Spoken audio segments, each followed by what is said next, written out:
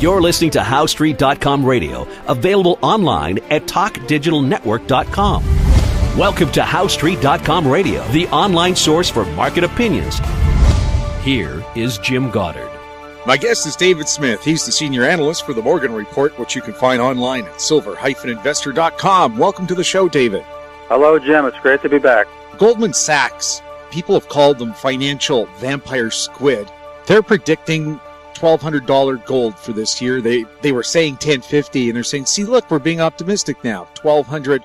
But I have a feeling that most people who are familiar with the markets aren't thinking $1,200 gold at all. Well, I don't know if they are or not, but, I take the comments by Goldman Sachs with quite a bit of bemusement. It's like, ask yourself, are they really out there to help me? I don't think so. So it's interesting what their views are, and a lot of people pay attention to them, but you do most of your own research because that's where the responsibility and the potential lies. And I think, frankly, that the ducks are lining up for a sustained trend run later this year in the metals and gold and silver and the mining stocks. We're already seeing some indication of that. And we have to get through some price points on the upside to prove that. But by the time you prove that, then some of the potential's gone if you haven't bought some of your favorites into weakness, which we've been seeing lately. And if you haven't continued to do the research to see if you can pick up something that maybe is lagging behind the rest that you know is a quality product. What are the signs that you are getting a quality product? Well, in this case, the signs that I think where the ducks are lining up is that you've got new money coming into hedge funds. These are all what I'd call straws in the wind or tea leaves, call them whatever you'd like. The Shanghai Futures Exchange has seen very large declines over the last few weeks in silver inventory stocks. A number of the better mining stocks are refusing to drop into new lows. Gold and silver themselves, when they probe deeply into the current support, they tend to have sharp up days where the prices, for example, last week the silver was down about 80 cents at one point and ended up a nickel. And so those are the things that show me that buying is coming in. And I really believe, and nobody has that crystal ball. There's still a possibility of new lows in the metals before we turn around. I don't think that's going to happen, but if it does, I would be watching like a hawk to see if huge buying comes in at those lows in order to turn things around. And that's where the potential lies. And we still have belts of support below us as well as belts of support of resistance above us. So we're in that wide trading range currently, and that's why people need to not have a lot of activity because you can get chewed up in that range. If you're going to buy something, you want to buy at the bottom end of the range. And if you're going to do a little selling, you want to sell into resistance. It's hard for people to, not get jumpy about that. But I've been adding a little bit over the last few days. I added some more this morning, actually, on a uranium stock, which had lost over half of its value, and yet I think it's worth several times more than it was a couple years ago. It's run by one of the best people in the business. And I looked at where I'd made my last purchase, which was several months ago. It was at $1.60, and I was trading at $1.07. So I thought, I like this stock, and I like it even better at $1.07, and I bought some more. So I wasn't going to buy it at $1.40, but when it gave me that opportunity to buy down at this level, I did. And I think that's what you need to do, is try to buy into severe weakness on companies that you still have faith in. Yes, I saw uranium prices at a 10-year low, yet there's something like some 50 atomic power plants that are about to come online. They're going to have to use something to power them.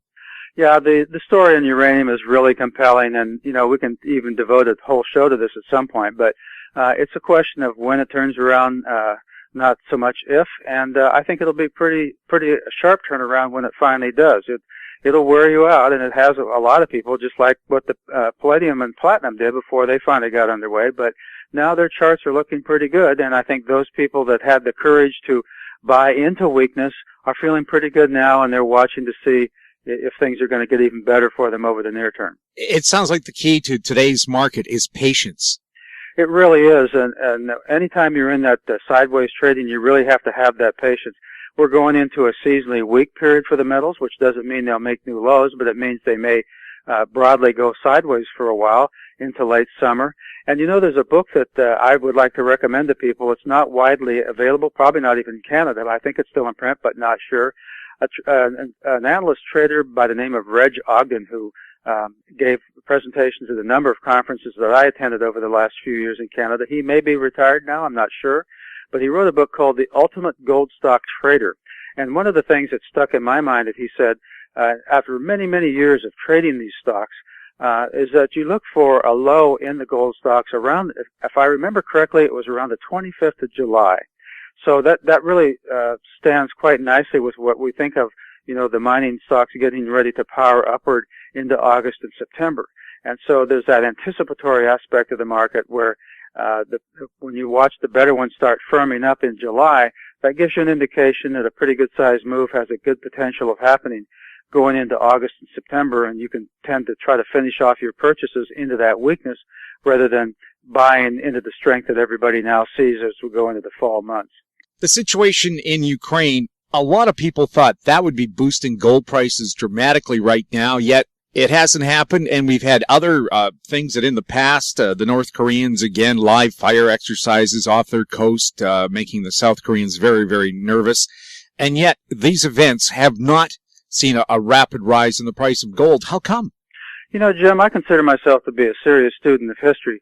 And looking at the two events you mentioned, Ukraine and North Korea, I have never felt as an investor that those are systemic reasons why I want to be long gold and silver. I think they're more symptoms of the systemic issues that we've got going on in regards to the dysfunctionality of inter-country relations in this part of the world.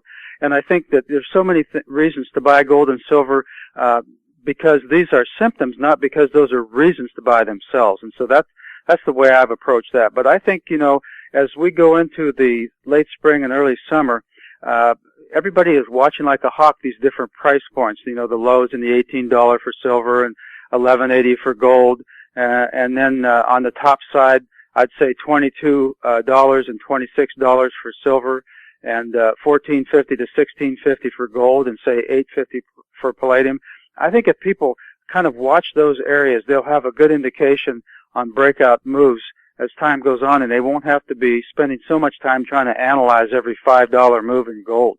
And these things that we're seeing in the international relations space are just indications to me that we have increasing tensions and dysfunctionality between East and West and between West and West even. And things are going to get more tense, and that's going to be a positive driver for the metals going into late summer and certainly into the fall. And the Russians, are they paying attention to the credit rating services knocking their credit rating down to 1 point above junk bonds? Do you think Mr. Putin's concerned? I don't know. I think the problem is the West always analyzes everything in terms of finances. And they think, if we put the squeeze on this company and this country and makes it hard for them financially, they'll buckle in. Well, maybe they will, but they've also got other ways of going about it, and not all of them are looking at the bottom line to determine what their behavior is going to be. That can influence it, but ultimately they have tools of their own. And I think, this business of the Russians and the Chinese and the BRICS conference moving away from the U.S. dollar as a trade unit, I think that's something that I'm more concerned about than whether or not how things go in the short term in Ukraine. So that's the area that I think people should really be watching to see how the alternative view to the U.S. dollar as a reserve status is going to pan out, and that could have massive effects on us and our quality of life over the next few years. And sure, a lower credit rating for someone, allegedly, Mr. Putin is worth $70 billion. Not bad for an ex-spy. Does he really care about credit ratings? If you have the cash, why do you need credit? I think he cares more about the status of Russia. And if you look at the Russian diaspora, Crimea has always, and Ukraine has always been an integral part of whether their empire or their country itself, and they're either going to exercise nominal control over it by being nearby, or actual control by occupying it, because without that space, Russia is just a backwater country. They have no depth against invasion from Europe and this sort of thing, and they lose a lot of their grain basket and that sort of thing. So anyone who thinks that the Russians are going to walk away from Ukraine just doesn't understand their history. That's right. In fact, Ukraine has only existed as a separate country for very short periods of time over the last 200 years, in comparison to other nations in the same area. That's really true, and I understand the tremendous ill will that goes on in Ukraine, in regards to the Russians versus the Ukrainians. I mean, that history is rife with violence, and during the time of Stalin, he shut off the borders there, and they had a massive famine that's caused millions of Ukrainians to die. So there's no love lost between many Ukrainians and many Russians. Be that as it may, geography trumps everything else, and it's not going to be a situation that's just going to go away and the Russians are going to go back with their tail between their legs. I think we need to be very careful about what we're doing and certainly understand how geography and history motivate nations, including ourselves, to do certain things or not do certain things. Sure. And you take a look at international relations and friendliness, take a look at Canada and the U.S. Some minor issues here and there, little threats of a trade war, but honest to God, it's more like cousins sitting around the table arguing about who gets the last glass of Kool-Aid, as opposed to there where they say, you'll take the Kool-Aid, and we know what we're talking about when we say it. That's really true. And I think if people focus on these issues and how they're going to impact things in the bigger sense, they'll understand why it's critically important to have at least what we call a starter stash for some physical metals and a few of the better mining stocks. I think they'll be richly rewarded in the coming years. Thanks a lot for chatting with us, David. You bet, Jim. My guest has been David Smith, Senior Analyst for the Morgan Report, which you can find online at silver-investor.com. You're listening to HowStreet.com Radio. Find us on Twitter at TalkDigitalNet. You can contact us at info@HowStreet.com. I'm Jim Goddard.